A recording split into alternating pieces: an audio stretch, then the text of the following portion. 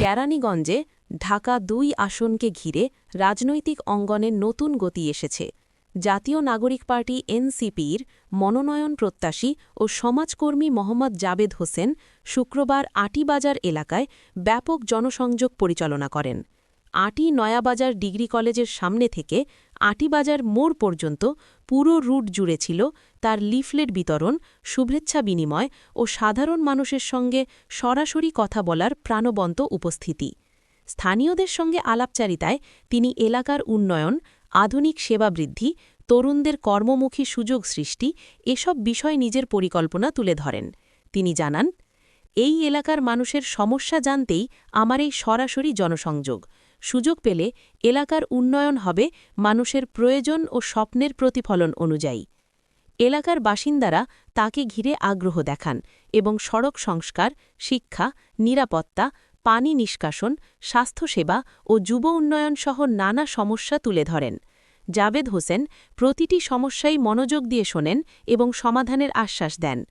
Leaflet বিতরণের সময় তিনি ভোটারদের শান্তিপূর্ণ, জবাবদিহিমূলক ও দায়িত্বশীল ভোটাধিকার প্রয়োগের আহ্বান জানান। তার গণসংযোগকে কেন্দ্র করে আটিবাজার এলাকায় এক ধরনের নির্বাচনী সচেতনতা ও আলোচনার পরিবেশ সৃষ্টি হয়। স্থানীয়দের মতে, তরুণ সমাজকর্মী হিসেবে তার উপস্থিতি রাজনীতিতে নতুন ধারার ইতিবাচক পরিবর্তনের ইঙ্গিত দিচ্ছে। আসসালামু আলাইকুম। ঢাকা ২বাসীর সকল সদস্য, সকল বাসিন্দা এবং ঢাকা ২-এর সকল মূল্যবান ভোটারদেরকে আমরা আন্তরিকভাবে শুভেচ্ছা জানাচ্ছি। জাতীয় নাগরিক পার্টি এনসিপির পক্ষ থেকে আমরা জুলাইয়ের গণ অভ্যুত্থানের পর থেকে নাগরিকের অধিকার নিয়ে মাঠে রয়েছি, এখনও আছি। ত্রয়োদশ জাতীয় সংসদ নির্বাচনের তফসিল ঘোষণা হয়েছে। আমরা সকলের সাহায্য, সমর্থন চাই, দোয়া চাই এবং সেই উদ্দেশ্য করেই শাপলাকলিকে প্রত্যেক ঘরে ঘরে পৌঁছে দেওয়ার প্রয়াসে আমরা আজকে মাঠে কাজ করছি। যে কেরানীগঞ্জের ২বাসী এনসিপির কাছে নিরাপদ, এনসিপির কাছে কেরানীগঞ্জের ২বাসী তাদের অধিকারগুলো বুঝে পাবে এবং পরবর্তী সময়ে সুন্দর, পরিচ্ছন্ন এবং বেকার মুক্ত এবং বিশেষ করে দখল ও চাঁদাবাজ মুক্ত কেরানীগঞ্জ গড়ার প্রত্যয়ে আমরা কেরানীগঞ্জের পথে প্রান্তরে থাকব। তরুণদের দল হিসেবে প্রতিষ্ঠিত হওয়া এই এনসিপি সত্যিকার অর্থেই তারুণ্যের নির্ভরশীল একটা দল হলেও তারা আসলে প্রত্যেকটি নাগরিকের অধিকার, নাগরিকের চাওয়া পাওয়া নিয়ে কথা বলবে এবং কাজ করবে। আমরা খুঁটিয়ে খুঁটিয়ে বের করছি আসলে এর পিছনে কারা দায়ী।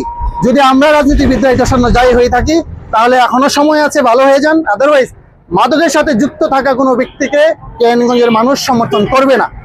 পাশাপাশি বলবো, আইন শৃঙ্খলা বাহিনী এবং প্রশাসন, আপনারাও যারা এই মাদকের সাথে যুক্ত রয়েছেন, আপনাদেরকে সবিনয়ে করজোড়ে নিবেদন করছি, সুস্থ সমাজ গঠনে, সামাজিক এই দক্ষতা, ম্যান পাওয়ারকে আরো শক্তিশালী করার জন্য, বেকার সমাজকে কর্মসংস্থানে ফিরে আনার জন্য, তাদের সুস্থতার জন্য এই মাদককে না বলেন এবং মাদকের বিরুদ্ধে গণসচেতনতা বৃদ্ধির জন্য এনসিপি কাজ করবে। এবং আমি আরেকটা কথা বলে দিই যে কেরানীগঞ্জে যত সামাজিক সংগঠনগুলো আছে, ভালো মানুষের সামাজিক সংগঠন, তারাও মাদকের বিরুদ্ধে কাজ করতেছে। আমরাও তাদের সাথে একত্রতা প্রকাশ করে, আপনাদের সাথে একত্রতা প্রকাশ করে মাদকের বিরুদ্ধে মাঠে থাকবো। সবচেয়ে বড় কথা, জনসচেতনতা তৈরি করে আপনার পরিবার থেকে, আপনার ঘর থেকে মাদককে না বলে এই স্টেপটা নেন। আমরা আপনাদের পাশে রয়েছি। আমি ঢাকা ২-এর ভোটারদেরকে বিশেষ করে একটি বার্তা দিতে চাই। আপনারা দীর্ঘদিন যাবৎ, দীর্ঘ বছর যাবৎ নিজের ভোট দিতে পারেন নাই। এটা আপনাদের মনের দুঃখ, আমাদের মনেরও দুঃখ। এই দুঃখ ঘোচানোর সময়টা আসলে চলে আসছে। আমরা ভোটের অধিকারকে প্রতিষ্ঠিত করার চেষ্টা করছি। আলহামদুলিল্লাহ, এবার নির্ভয়ে, নির্বিঘ্নে আপনি আপনার ভোট দিয়ে পছন্দের প্রার্থীকে, সৎ, যোগ্য প্রার্থীকে বাছাই করার মতো সময় চলে এসেছে। এখন থেকে আপনারা প্রস্তুতি নেন। সবচেয়ে বড় কথা, আপনার অধিকার যেন কেউ ছিনিয়ে আনতে না পারে, এই জন্য আপনাকে সচেতন হতে হবে।